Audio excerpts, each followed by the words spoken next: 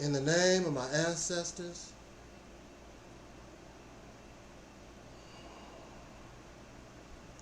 peace forever and always, and welcome to another edition of what we call the Reality's Temple on Earth Internet Ministry.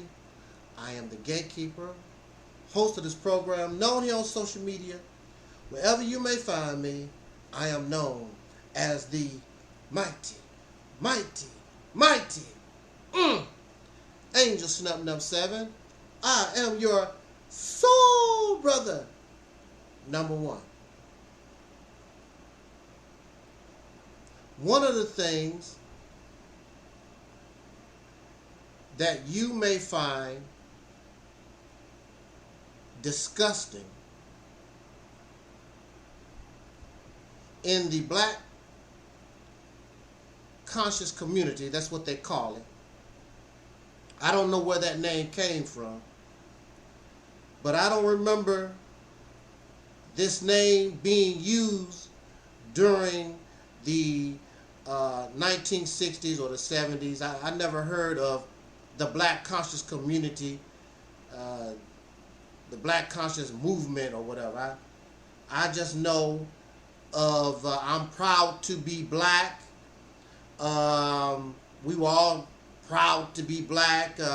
Soul power, black power. There was no community. We just wanted to take, we as a people decided to take pride in ourselves, and there was no need for us to specify being part of a black conscious community, because all of us, even to this day, do not agree with the or some of the ideology or the beliefs that come from being a member or part of something called the black conscious community.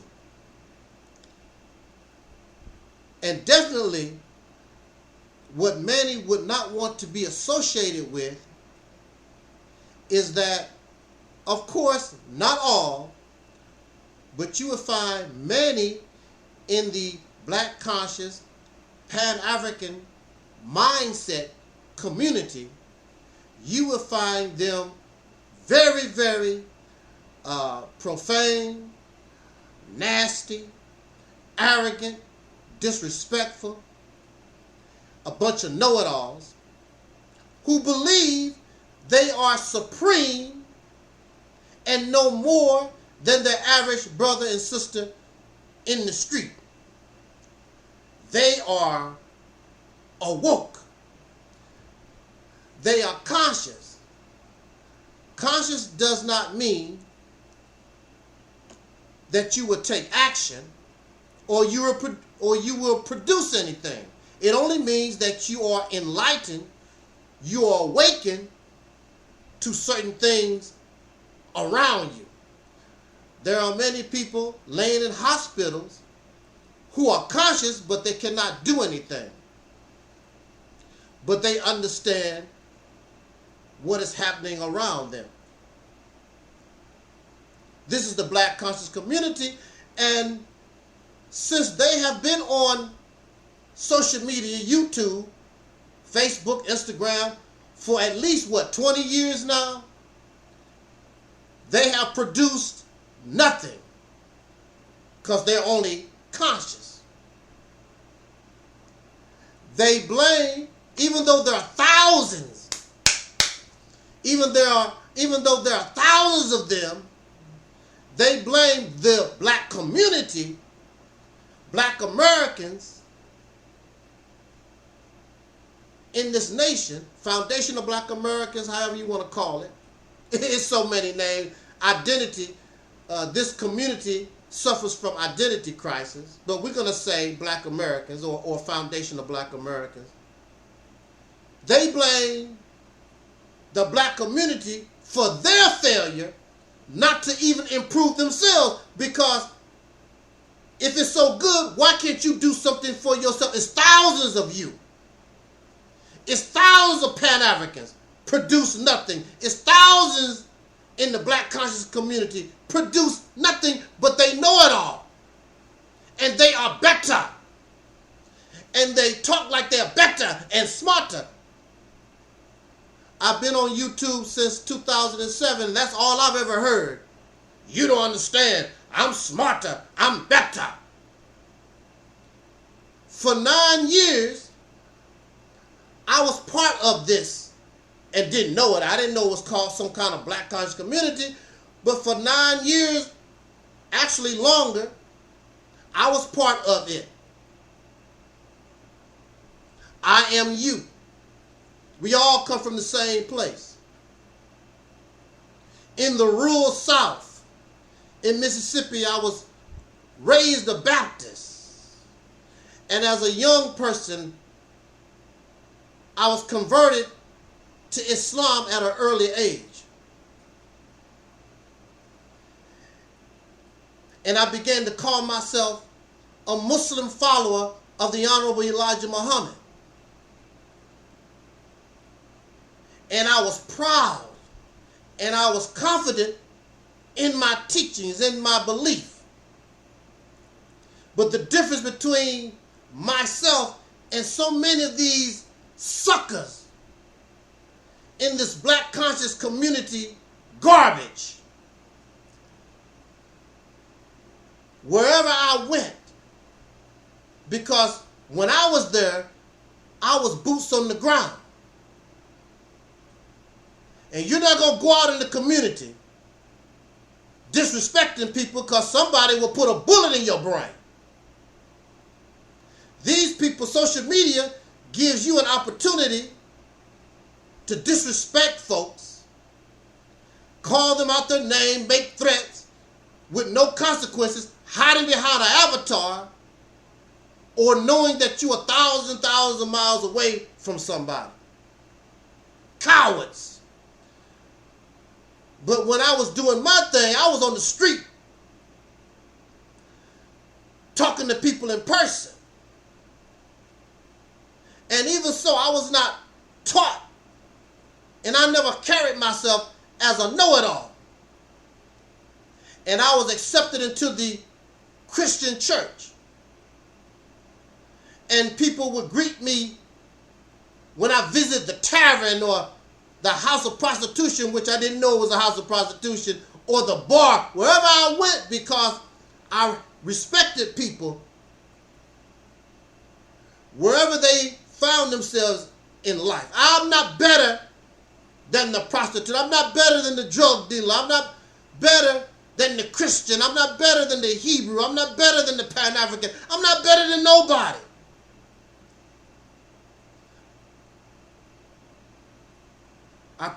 We present ourselves to our family, brothers and sisters, and just have conversation. And I don't get angry. And you can find no video where I ever made where I was angry because somebody disagreed with what I'm talking about. Now, let me say this. I got to take that back. I got to take that back because I was crazy. Like I said, I was in the community. And back in the day, I had some of that on me. And I would call some brothers and sisters Sambo and Uncle Tom and all these old childish names because they was not on the same bandwagon. You're not black enough or whatever. But I grew out of that. And you can see my growth if it was not for YouTube tearing down my work. Over 100 channels terminated. You will see how I grow. We don't grow. And I learned things from everybody. In fact, it was this brother, Tommy Sotomayor, that helped me in my maturity. To help me snap out of some of this foolishness. And I don't care about a vessel. I only care about the truth. the water that comes out that vessel that helps me hydrate my body when I'm thirsty.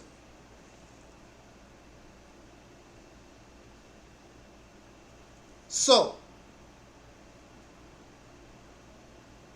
many of you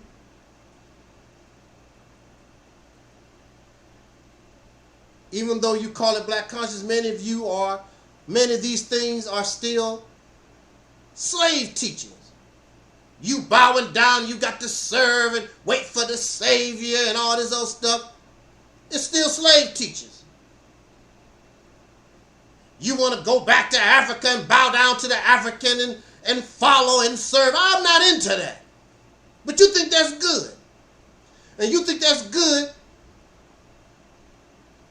that you want to follow behind foreigners and the teachings that you know came from slave owners, the Arabs and the Europeans, and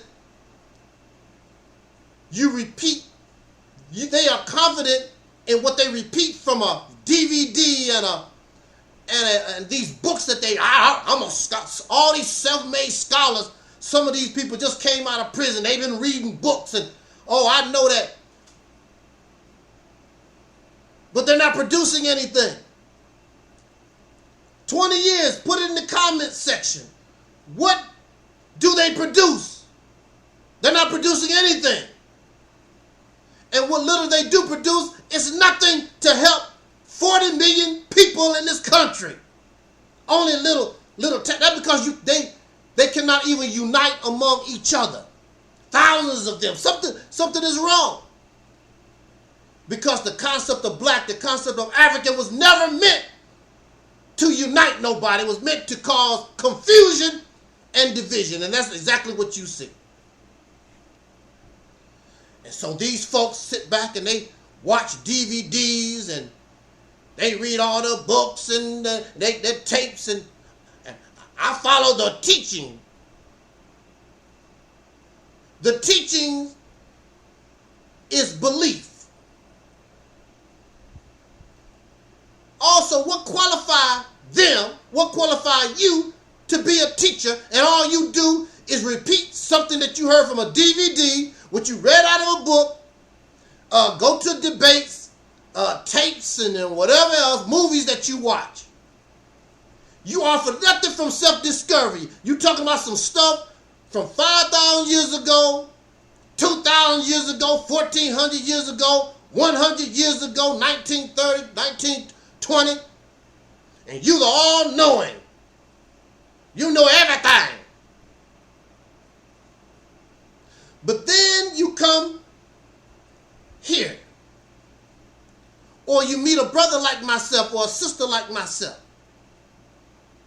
and you want to teach. You want to show that you know it all, because what Elijah Muhammad, what Marcus Garvey, whoever, Noah Jolie, they gave you the teachings. They gave you the truth. But then when you offer the truth and it begins to fail you, you don't want to believe it. Because I can't be wrong. I can't be wrong. Even when I was pro-black, even when I was into this Pan-African type mindset, I was never loyal to it because I understood with new information changes the resolve. You get different results when you get new information. It has to change. But you think that you got it. Oh, Elijah Muhammad taught the truth. No, he taught belief. Marcus Garvey taught a belief. Noah Jolie taught a belief. They're not teaching, they teach some truth. And they can guide you toward the truth. But if you stay there, you're only going to get some truth. A piece of the rock. You want to argue and they want to debate. Then they look stupid as they try to teach, because they're qualified to teach somebody. But they don't know about the new information. They don't care about the new thinking. They offer nothing of self-discovery, nothing but regurgitation. And when they cannot debate you, then they turn childish and want to call you names. You're a Sambo, you're Uncle Tom, and you a lost found, you dead. But the people that's dead, the people you calling dead, don't need you. You begging them for money. The people that's dead, the people that don't know no better, you asking them, donate to my cash app. Help me with my... If you got it's thousands of you, you don't need their help. Do it on your own. What you asking the public for help for? All the thousands of you together, you have millions and millions of dollars. You don't know what to do. You cannot unite. You don't even know what to do with your millions and millions of dollars. You got a man out here, he's been building a school over 12 years. Now he's on here begging for more money. My bank account, always some kind of, my bank account is frozen. That they messing with me or whatever. Then they turn childish on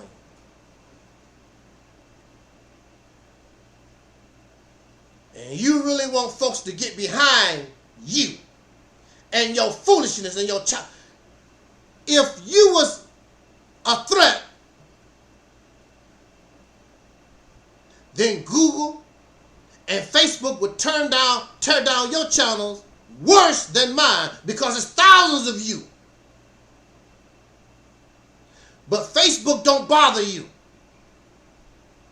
YouTube don't bother y'all channel. You can come on here and scam and beg for money and cheat people, make threats, be profane towards people.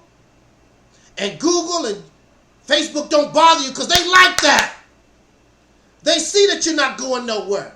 We love it. The threat are those who actually represent truth. And truth has no name on it. Truth is not a Muslim. Truth is not a Hebrew. Truth is not a Moor. Truth has no name on it, because what we thought was true may not be true tomorrow, because we are always constantly finding new information. And above all, we think for ourselves. I'm not regurgitating. I'm not copying something that I heard from 5,000 years ago, 2,000 years ago, 1930. When you come here, I'm speaking from my own mind, self-discovery. What I say today might change tomorrow. But the foundation is always going to be the same: seeking truth. Being original, being unique. I don't want to be an African. I don't want to be some ancient Native American that used to live here. I want to be my own. Why do I have to accept stuff, hand-me-downs and leftovers from other people? What's wrong with us being who we are? Just like you came from your parents, but you're not them. Your house is different from them. The way you run things is different from them. You're not them. And they're not their parents. When you become grown and on your own, you start doing your thing. Even though you came from them. So we need to make up our mind. So who really is the woke person? I wish I had a few thousand. I'll show you how it need to be done.